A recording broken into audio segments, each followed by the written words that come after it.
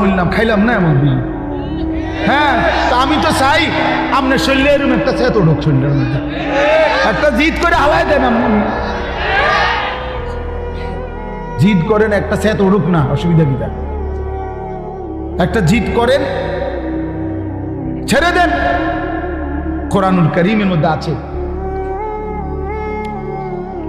ও আপনার ঘরে দেখাই তো, এটার কথা হয়েছিল কইয়া সারি।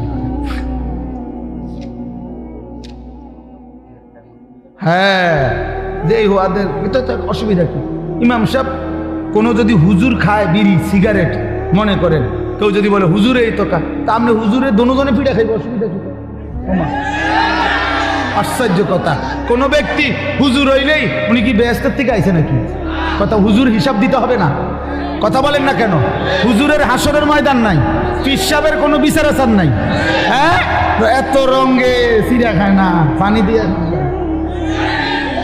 হ্যাঁ জি, হাসরের ময়দানে আমি আনিসুর রহমানকেও হিসাব দিতে হবে, আমনে শ্রোতাকেও হিসাব দিতে হবে। এত এত তামসা না, এত রঙে চিরা খায় না, পানি দিয়ে খাওয়ান লাগে হিসাব। অবশ্যই যে ব্যক্তি এই প্রকাশ্য গুনাহ করে সে ফাসেক। আপনি হিসাব নেন এটা, ফাসেকের পিছনে নামাজের হুকুম কি জিজ্ঞাসা করেন, যে কওমারে জিজ্ঞাসা করেন। এই জন্য বলেন বাপ এ তো মাকরু, এটা হারিম। এই জন্য আমি অনুরোধ করছি, এই যে দেখেন আপনি কোরআন শরীফে আছে, আল্লাহ তাআলা বলেন জাহান্নামীদের খাবার, জাহান্নামীদের যেই খাবার, এই খাবারের বৈশিষ্ট্য লা ইউসমিনু ওয়ালা ইউগনি মিন জু'। এটার অর্থ হইল জাহান্নামীদের খাবারে আল্লাহ বলতেছে লা ইউসমিনু, এটার দ্বারা কোনো পুষ্টি হবে না, অর্থাৎ কোনো শক্তি সঞ্চয় হবে না। আবার ওয়ালা ইউগনি মিন জু', ক্ষুধাও নিবারণ হবে না। তাহলে জাহান্নামীকে যেই খাবার দেওয়া হবে এটার মধ্যে কোনো পুষ্টিও নাই, শক্তিও নাই, আবার ক্ষুধাও নিবারণ হবে না।